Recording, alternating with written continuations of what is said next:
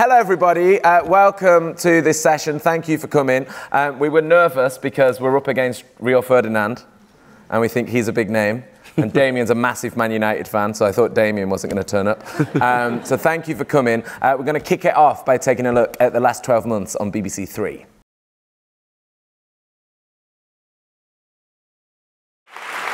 So there we go. If you have any questions, by the way, you can use your app and ask questions on there, and then we will ask those at the end. But do ask any questions that you have. Damian, hello. Hello. Would you like a round of applause? No. Well, okay. Yeah. Go on. Go on. Damian Kavanagh, controller, everybody. Kavanagh. So BBC Three went online just over a year ago. Yeah. How has the move gone for you? I think it's gone really well. You know, obviously, when BBC Three, when it was announced that it was going to move online, there was, I think a lot of people thought it was the wrong decision. I think a lot of people thought that something quite special, and BBC Three is and has been something quite special, was going to be lost. I kind of think, you know, when I look and reflect on what we've achieved over the last 18 months, I think one of the major kind of concerns, and I think it was the right concern, is that a place that nurtured and developed new talent was going to be lost. And I think when you look at that show reel there, I think, you know, both behind the camera and on screen, what BBC Three has done, and I made a commitment to it, and I said we were going to do this and we were going to invest in new talent, we were going to give people chances, there would be more opportunities for breaks for people, and I think we've delivered on that. And I think, you know, I think as well, what it's allowed us to do is experiment and tell stories in different ways and to reach young audiences in different ways. And I think a testament to all the hard work of a lot of people in this room, the team that we've built up on BBC Three, you know, just to see the awards that we've started winning over the last, you know, over the last 18 months, including the RTS Channel of the Year. I think it's just kind of, you know, it feels like we're going somewhere and doing something quite different and innovative. What do you think have been the big successes for you? What have been your favourite BBC Three moments of the past year? Well, God, it's so hard to single out individual shows, but I think, you know, across the with comedy, I think, you know, I think we've unearthed new voices and we've allowed, you know, people to do stuff and to flourish on the channel. I think, you know, I see Ash sitting here in the front row, and I think, you know, I think when you look at a series like People Just Do Nothing, in fact, it won a BAFTA, and what it's doing now, but I just, you know, we went a launch for People Just Do Nothing about 2 or 3 weeks ago, and just invited a load of people along to celebrate the show.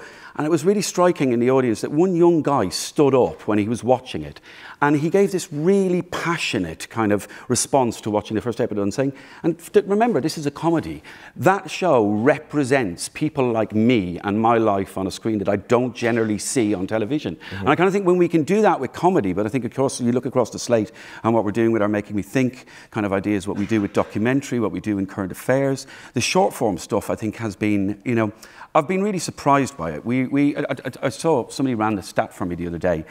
Since in the last year, BBC Three on Facebook has had over 1 billion views. We're bigger than Vice, we're bigger than Netflix, we're bigger than E4, we're bigger than Channel 4. We are making content that's going massively, massively viral. But the thing that I really hold dear about it is it's not cat gifs and it's not animals falling over and pratfalls. It's content that has real public purpose. It's a series like Things Not to Say and Amazing Humans. So I'm really proud that we've achieved that on the channel, but we've kind of done it with scale and panache and a kind of a tonality that is uniquely BBC Three. Do you think it's allowed you to go in more diverse ways since moving online? Yeah, you know, it's interesting. I met with somebody a while ago that I've worked with years in the past, and I suppose, you know, like we all know in this room, and let's not hide it, that the decision to kind of not be on telly was made for the reasons it was made for. But when I kind of reflect on it and I look back, I think not having a TV channel has forced us to behave in different ways, and it's forced us. I don't think we would have the success that we have on social if we had the TV channel, because that would just maintain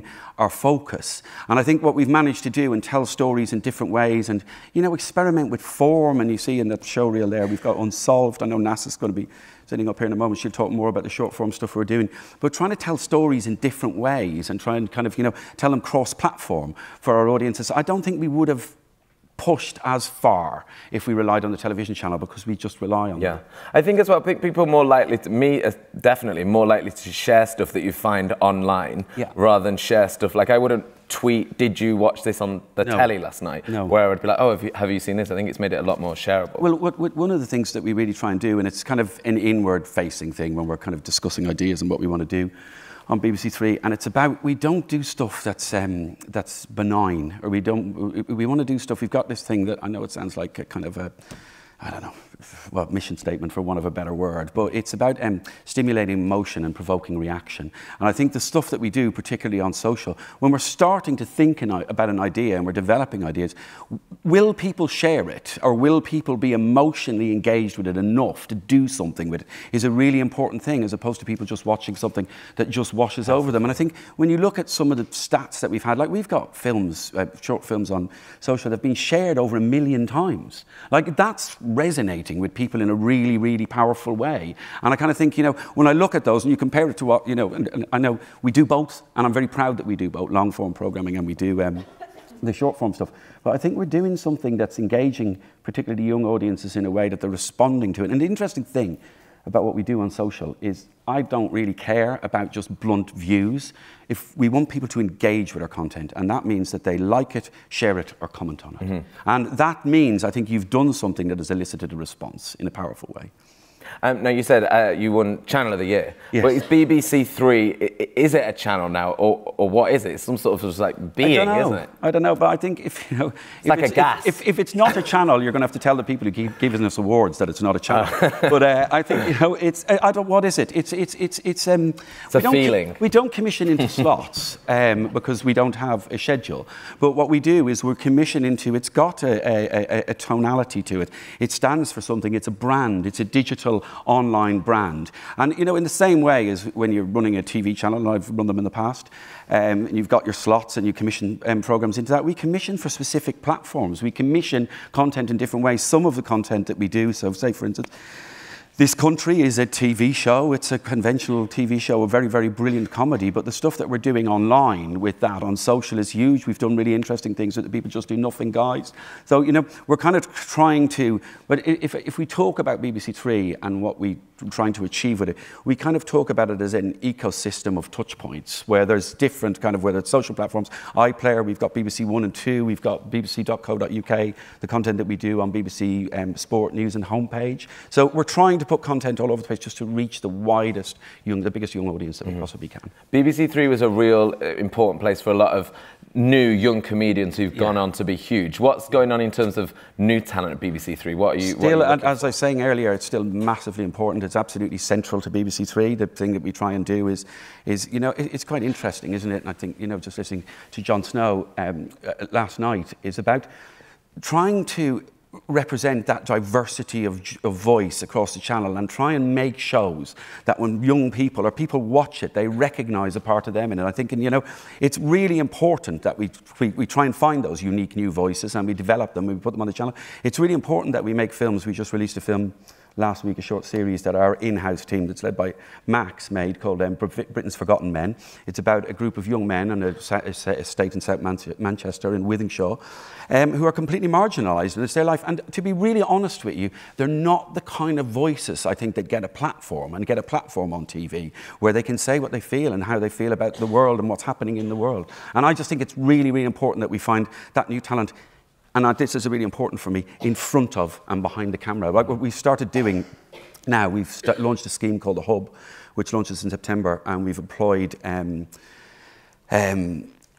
12 people, 6 trainees and 6 apprentices from varied backgrounds all across the UK, who I hope they're going to go into a bit of a boot camp, and I hope by January every single one of those persons is making content for BBC Three and bringing a different voice and a different flavour to what we do. Love that. Love that. We're going to take a look at a clip now. Tell us about this before we see it. Tell us about Overshadowed. This is I think, a testimony to our desire to work with new people and work with people in different ways. It's written by a young writer called Eva O'Connor. It was a play. It's called Overshadowed. It was a play. It's an autobiographical play about her life and about her struggles with anorexia. There's a really interesting device in it. I'll just explain it to you because you probably won't get it just from this clip. But throughout the film, we've shot it as 8 10-minute episodes. It's shot in a vlog fashion. It's kind of quite immediate, for want of a better word, and visceral. There's a character in it that while you're watching it, you're thinking, why is she hanging out with this person? This person is utterly, utterly vile. And then you start to discover about episode 4 or 5, this person doesn't actually exist. This is the anorexia. And this is, you know, how it manifests itself. The thing that I'm really proud about this is Eva, Hildegard, and the 2 main roles in it, Oliver and Michelle. It's the first acting jobs that they've done, and I think they've done an amazing job. But, Okay, let's take a look at it. This is Overshadowed.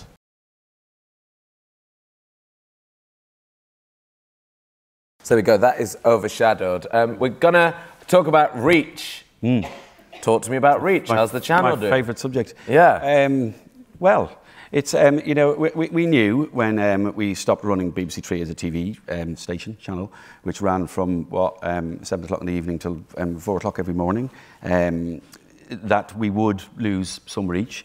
But what we said from the very early days of BBC Three is that we're in this for the long game and that this is a marathon, not a sprint. And I think when I look at the numbers and what we have achieved since we moved online, so the first quarter after we moved online, our reach was at 3%, and we've almost tripled it now. It's at 8.3%, I think, and in a lot of weeks, in the last quarter, and in a lot of weeks, we're in excess of 10%. And just bear in mind, when it was a TV channel, our reach was weekly reach. Do people understand what reach is? I'll explain it really quickly. It's the amount of 16 to 34-year-olds in the UK that you reach. In 16 to 34-year-olds in the UK, there's 16.5 million of them. So the channel, BBC Three, before it moved online, was reaching average, I think, about 18 to 20% of 16 to 34-year-olds. And let's remember what drove a lot of that as well. A lot of that was driven by stuff like Family Guy, by EastEnders, by Top Gear repeats. And, you know, we had some amazing shows in the schedule as well. So you're not really comparing like with like when you're talking about it. But I think to have got back up to almost half of that in the 18 months that we've been online, and the line is going like that, I think it's a testament to the team, it's a testament to the amazing work that the team is doing. And I think one of the things that we tried to do, and we're trying to do on BBC Three, is to reach audiences in different ways in spaces where they spend a lot of time, and a lot of that's on social. Because you probably see that with your show. You totally do. I was going to say, it's like it's the same thing with radio, like magazines. The idea of, like, you know, a teenager having a radio in their bedroom and turning it on is a bit mad, isn't it? It's very mad. Yeah. It's, like, kids say to me, "Oh, I watched your show today." I'm like, I have a show? And then, oh, the radio show. Exactly. Well, it's just, I think behaviour is changing. You know, look, Love Island is testimony to you. If you get the right piece of content, they will still come back and they watch stuff on TV. And you see BBC One gets huge reach with shows like Planet Earth and, you know, Doctor Who, Dr. Foster's, and so on and so forth. And they are watching TV. And I'm not saying, and I've never been in this and never been involved in this thinking it's an either-or thing. I think this is both and. And I think what any broadcaster has to do now is, if you just look at the graphs, young people are watching less television, but they're watching it in different ways. They're going to VOD devices. They're signing up to Netflix and Amazon. They're watching, you know, I read some research recently where young people were asked about something that they could not live without. And YouTube is one of the things they say, absolutely, I could not live without YouTube. It's part of their lives, and they find content there in a way that makes sense to them. And I think in a way where they can engage with the content in a different way. They can search for it in different ways, but they can also like it, comment it, share it. They can kind of, you know, have a relationship with it in a way that they don't have a relationship with linear television. I think they like sharing it because it's like, oh, this says this about me. Like, I'm caring. I'm smart. Like, it allows them to... But it says something about yourself, and it's about sharing something that you want people to understand about you or know about you. And I think that's why the stuff that we make, I think, that does really well, it's got a sense of purpose about it. It says something. It explores kind of, you know, I think if I look at a series like Things Not to Say, which I'm incredibly proud of, but if you look at that, I think it works on two levels. One level is it gives a platform and it gives a voice to voices that are often underrepresented, very often underrepresented. But I think for a lot of people who are watching it, it's almost like they're learning from it, and they're learning from it in a way that a lot of people, when they haven't met somebody from a particular background who's got a particular disability or whatever it is, feels very nervous about that conversation. I think they watch it in a way where they're trying to kind of learn from it and trying to understand, and kind of being able to kind of be a bit more, you know, open and a bit more engaged. You mentioned Love Island then, you mentioned Planet Earth, and I think the reason you want to watch them on the telly is because it's a shared experience, isn't it? And that's the only type of telly which I think I have to watch then, if it feels like a shared thing. Like, I love where that everyone's feeling. Going to be talking about it tomorrow. Watching it. Do BBC Three do shared experiences? Do they do that? Well, I've just talked about, you know, what we do on social, and I think, you know, when a million people or a quarter of a million, whatever the numbers are just huge, they're mind-boggling numbers, are sharing something. I think that's literally a shared experience. One of the things that I find really interesting that we've noticed is we did a short, it was in the show reel there, a short Amazing Humans film about a young woman who provides tattoos for people who've self-harmed, to cover their self-harm scars. we had so much engagement in that and so many people writing in the comments about that. And I think one of the really interesting things is what started to happen is communities started to coalesce around the idea, where we had then people sharing their own stories of self-harm, their own stories of tattoos, and they started. An interesting thing that's evolved out of that is we've actually gone further now, and we're commissioning a series of films based on those stories, so we can kind of tell those stories. But it grew out of the communities that we noticed forming online. So I think there's lots of stuff around shared experiences like that. But look, if you think about, I don't know, something like Fleabag, for instance, I think, to name one show, that was a shared experience. When that was happening, everyone was talking about it, every newspaper was talking about it. So I think, and I know one of the themes of this festival has been, I think people will find good content. And, just because it's on at 9 o'clock on a channel at night, or whether it's on a VOD player, like The Nation talks about stuff like, I don't know, big Netflix shows, all the time. They're not on at a specific time on a channel. Stuff is good and it engages people and gets into their head in a way they will talk about it. Yeah. Talk to me about Croatia, because this is a new country. tradition. Yeah. Slight diversion. Croatia, a really interesting experiment for us. It launched this week. I'll tell you where it actually came from. It came from an insight that we had about young people and what's happening with their lives now. And it kind of, I don't know, we all probably remember when we were a lot younger, the 2-week holiday in the year, that 2-week holiday they work for all year to go to is one of the most important events in the year. Because something has happened now where young people aren't saving to buy houses, they're not saving, they're not spending money on materialistic stuff. So getting away for those 2 weeks is a really important thing. So we managed to get access, the guys in the team managed to get access to a hostel in Croatia, and through that then we could cast people. So we're basically out there, we're following a group of people, some on their first holiday, some who've gone on a flight for the first time, and it's about their kind of hopes and dreams and aspiration over a week. We're really being experimental with it. We're trying across different platforms. We're doing some stuff on Snapchat, we're doing Insta stories, we're doing Facebook. We'll compile it all together and put it on iPlayer as well, and just really experimenting about how we can tell stories in that kind of very fast turnaround, very kind of, now. It's a story of now, and it's a story of what young people are doing. So, do you find it's like constantly evolving what platforms to put it on? Because when we're at radio, like we used to film an interview for 12 minutes and then put it on on YouTube. Yeah. And people don't want to watch that anymore. We'll put a minute or 30 seconds up now on Instagram. We don't even bother putting the full interview up. The thing about this world, I guess, is, in the world that we're in now, is it's about constant innovation, and it's about, look, honestly, I'm not sitting here to say everything we've done on BBC Three has worked. It hasn't worked, but at least the stuff that hasn't worked, what we try and do is really look into it and explore why it hasn't worked and apply those learnings to other things, And I think it's about constantly.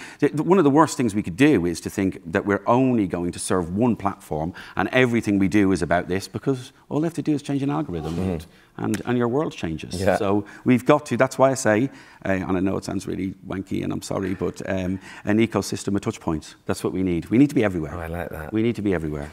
How do you, say we're at BBC 3 HQ, how do you celebrate success? Because it's not looking at overnights. How are you that's goes? We buy beer and wine and pizza, and it's not like looking at overnights. And it's a really interesting thing. I remember I was sitting here last year, probably in this very chair, and we were talking at that stage about 13.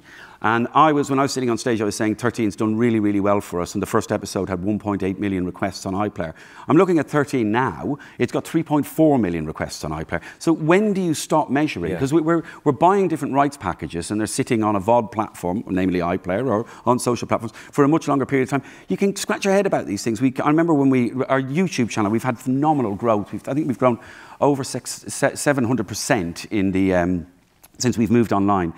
And some stuff we were putting on there, we're thinking, oh, shit, this isn't happening for us at all. Nobody is engaging with this content. And then something happens, and a film pops, and then another one does, and then another one does, and then you start getting 2.5, 3 million views, and it just takes time. It's a different world. It's not about, we don't live in that world. People have talked about it, and Kevin was talking about it in the leaders' debate, that the long tail is getting fatter, and people are finding content, and when people just do nothing, wins a BAFTA, or Fleabag wins a BAFTA, you start to see those shows coming back up the chart in iPlayer again. People find them. Can you spot a rhythm at all with the way that people are engaging with different shows at all, or is it just you just put it out into the ether and it happens? No, do you know what? This is the interesting thing, and people think now that we operate in a world where it is literally just fling it at a wall and see does it stick. Right. It's not. It's kind of even though I say, and I kind of that we're freed from the constraints of a schedule, we're not. Because on certain social platforms, that there's times where audiences are going to engage. Those times during the day where you release content. For instance, Amazing Humans is something that we do every Saturday morning because we know it gets massive engagement there. And you experiment with things like this. If you're putting stuff onto YouTube, you generally put it up between 8 and 10 o'clock at night. So there is a schedule and there is a kind of, an approach. And it's actually, to plan this stuff is actually quite a complicated matrix. Because you consider in any week or any day, we've got a team, I don't know if people here know on BBC Three, there's a team of very, very brilliant young creatives over in White City who are creating content on a daily basis. We have a daily meeting at 10 o'clock every morning and we talk about what we're going to do for that day. And so we've got some journalists who work with us who write articles, we've got people who will make short stats vids for the day, we'll do content that's related to the long form stuff we'll do.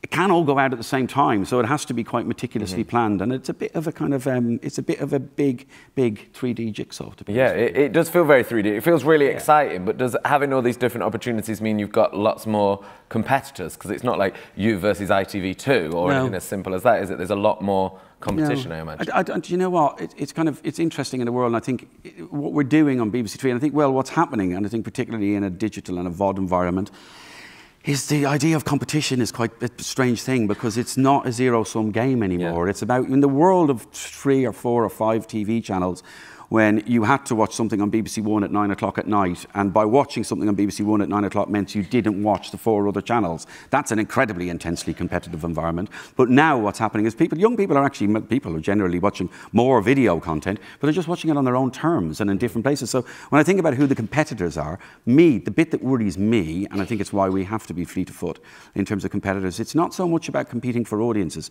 it's about competing for talent. And we have to make sure that on BBC Three, as we create an environment where people want to come, the best new comedians, the best new people want to come, and that they're given the creative freedom to express themselves and are supported on a way, and also that we would work as hard as we can and bust a gut to get that content out to audiences. Hey, because there's so many platforms and there's no sort of timescale, is it harder to say no to people if their ideas are rubbish? Because you can't be like, no space. That's very easy.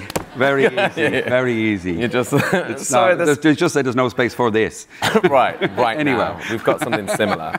We're going to take a look at a clip now. This is the Factual show reel. So let's take a look. Upcoming series. 4 upcoming series.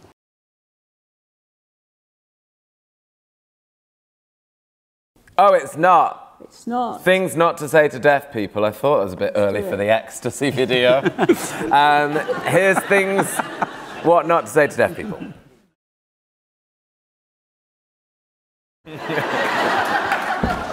Love that. And Nas, what do you think makes great short form then on 3? Oh, wow, well, look at the Burqa film, man, that had sass all over it, didn't it? I mean, it just got to be basically stuff that, look, we're not going to compromise on stories and character, that comes first. But it's just stuff that has a bit of relevance and attitude about it and has something to say. I think, honestly, the Burqa film really sums it up for me. Absolutely, hats off to the producer, Rabina, who went out there and literally accosted those women on Whitechapel High Street. Because, those women didn't have a voice, but their voice was like crying out to be heard.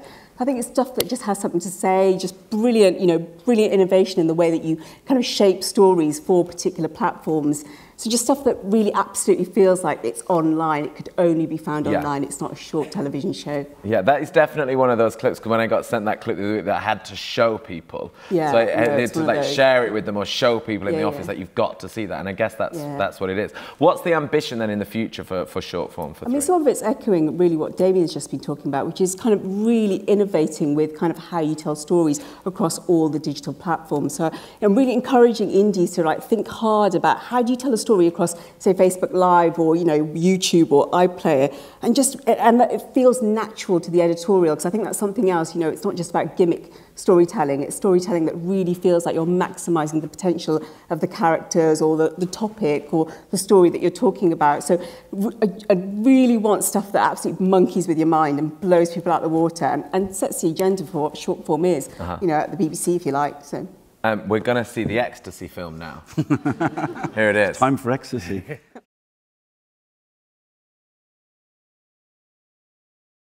Okay, what do you think, Nas?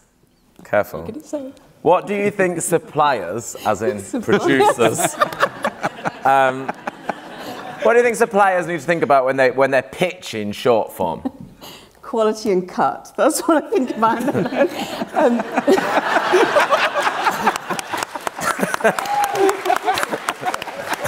Just going to go short with form the commissioner / drug dealer. I mean, look, it's about exactly what I've just said before. You know, they should think about what the relevance of something is. What is it? You know, what are we trying to say? Why are we trying to say it now? And why are we trying to say it online? Because I think that's the other thing as well. You know, one of the challenges, and when I've only been doing the job for 6 months. You know, one of the challenges is why are we doing this online? You know, I always get very upset when I see shorter versions of television shows. So I always say to people, you know, think about why we would tell the story online. You know, how does this make people want to share it and talk about it thereafter on that platform? But I think it's that thing about relevance and topicality and resonance and having a bit of an attitude and, you know, and a sort of sass about it, if you like, as well. So, is there anything specific that you're looking for right now that you've not been sent? What do you want? What would you love to commission? I mean, like, I think I've used this word before publicly, but just stuff with a bit of swagger, something that absolutely, you know, like knocks it out of the park, you know, and says something about what's happening with young people today. You know, I think the topics are still the same. The topics when I was growing up, in the 90s, 80s, 90s, they're still the same topics that young people care about. But I think the kind of context has changed and the way we tell those stories and the way that we engage with young people has changed. So I just would love something that absolutely, you go, ooh, I really want that. You know, I think that's the idea that I want. Yeah, so, that. That. If you've got that, yeah, we've got email it. Jeanne, what is your commissioning remit for 3? Oh, well, so alongside documentaries, current affairs is sort of obviously part of the Make Me Think strategy. And I think these are obviously important times, but current affairs on 3 is sort of proving that young people don't just come to Love Island. They also want ideas which really sort of unpack complexity and deal with contemporary times. But at the same time, they've got to have this sort of straightforward, very clickable approach, quite precise, precision engineered stuff that feels like people aren't going to click away from. And why do you think that the 3 audience engage with current affairs so much? What do you think it is? I think it's because, as many people have said at this festival, you can't underestimate their interest in the sort of moral complexities of the world around them. And when we commission current affairs and documentaries, we're trying to present something that isn't an open and shut, to let the young audience make their own minds up about stuff. But actually, they are now clearly, as this last year has shown, engaging, you know, in politics in a big way, you know, online and you know, with 3, they're engaging in all sorts of different ways. They're fundamentally fascinated by the world, and we're trying to sort of package that up in things like Stacey Dooley and all the other things we commission, so that it's intelligible. Yeah. Do you think it is because a lot more of your content is online, that, as we were saying earlier, that they can share it in a way that you know, it's representing them or it's saying something about them, as opposed to a traditional TV show which you would sit and watch and not have an online opinion about? Yeah, I think that, and also we try and make our shows the kind of things that you would have a conversation about. But also, the going online has been, I've been making shows for BBC 3 for 10 years, and it's been such a release, such a sort of breath of fresh air in terms of things that we can do to make a difference to our products, in terms of just being able to do it at a duration that isn't 57 minutes, for example, has been a massive release. Well, should we take a look at Stacey Dooley right now? Before we do, can I just explain about this clip? So she's with some drug dealers, one of whom has a kid, and Nassie's in it. She is the star. One of the dealers has a kid, and so obviously Stacey challenges him about how he feels about doing his business when he's got kids.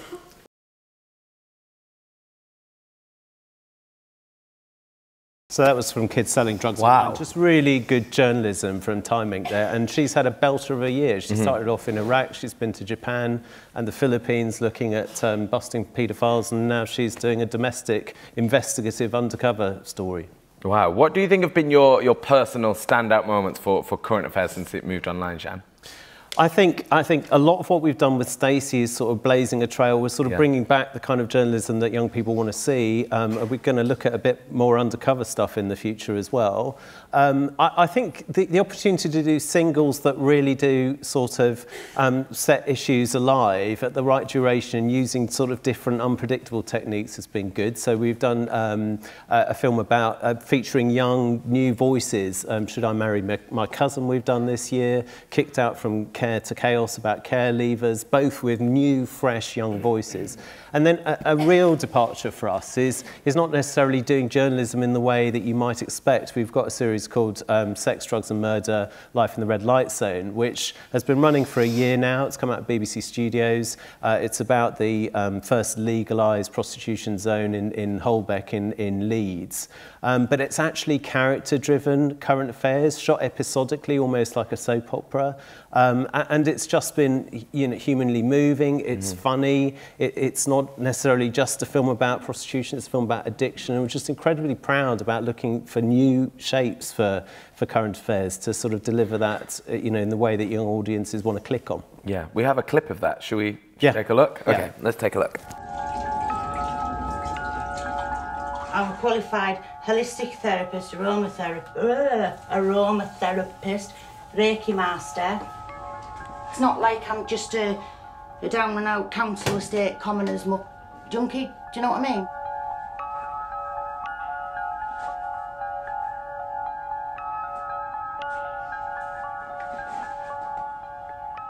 I had one done in prison, believe it or not. And that's where I first started my training. Take your top off. Please.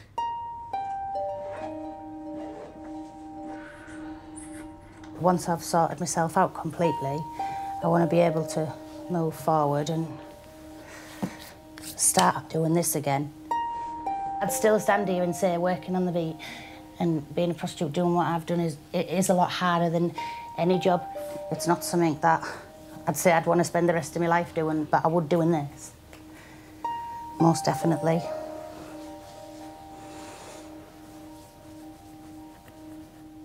Yeah, I'm passionate about it. I really enjoy doing it. It's something that I really am into. It's nice to care, isn't it? It's nice to be cared for, but it's even nicer to care, isn't it?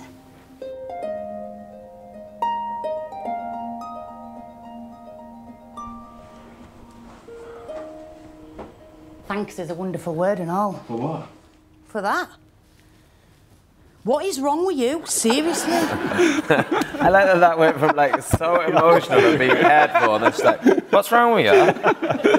Is there anything out there, like Nas wanted more of this, is there anything out there that you are desperate for, that you feel you are missing, that you'd love to have? Current Affairs really good traditionally at doing singles. I think I'd love something of scale. You know, if it's like a big, important investigation, great. Something that can run to a series in whatever shape that is. We like busting form, but actually something of scale that you can either stick with, like Sex, Drugs and Murder that we have, or just feels like it's big and important. Damian, what about you? Is there anything out there that you would love to see, or anything that you've seen on the telly and like, we should have more of that on BBC Three? I'd just like us to be more, I know it sounds a very easy thing to say, but more innovative and experimental, and to try stuff that might get us somewhere very, very surprising. And what I mean by that, and I know it's very easy to kind of, you know, just point out things that other people have done, but I don't know if people in the room here have heard of or are familiar with Scam, which was a drama that NRK in Norway did.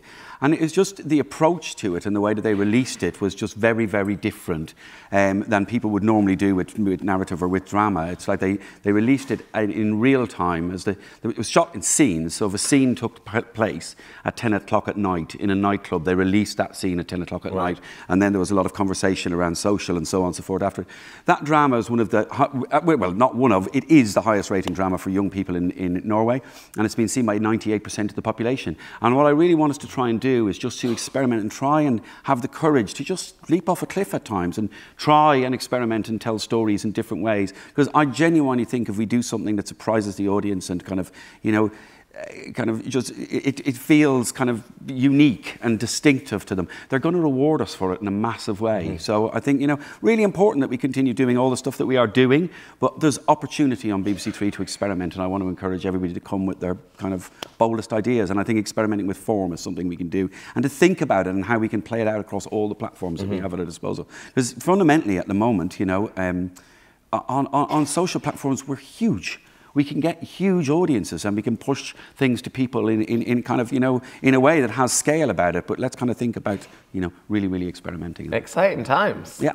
Okay, questions on this, which is locked. Oh, here we go. Here we go. BBC Three continues to make critically acclaimed comedies and documentaries for the online platform, but how do you know young people are actually watching, says Anonymous? How do we know? Well, certainly on BBC iPlayer, we know BBC iPlayer is very, very young. We know a lot of 16 to 34-year-olds come to it. We know it skews young. We do.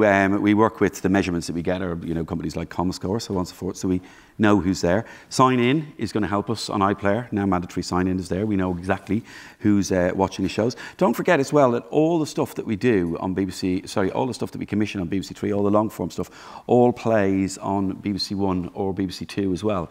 So, you know, just to give you a sense of kind of, you know, what's happening. And people, you know, they fight for and say, not fight for, or have conversations with us about, oh, can you put me in X, Y, or Z slot?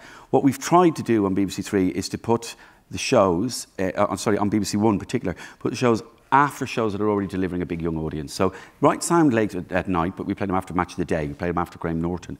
And those shows are getting really, really big young audiences. Just give you a sense of kind of scale.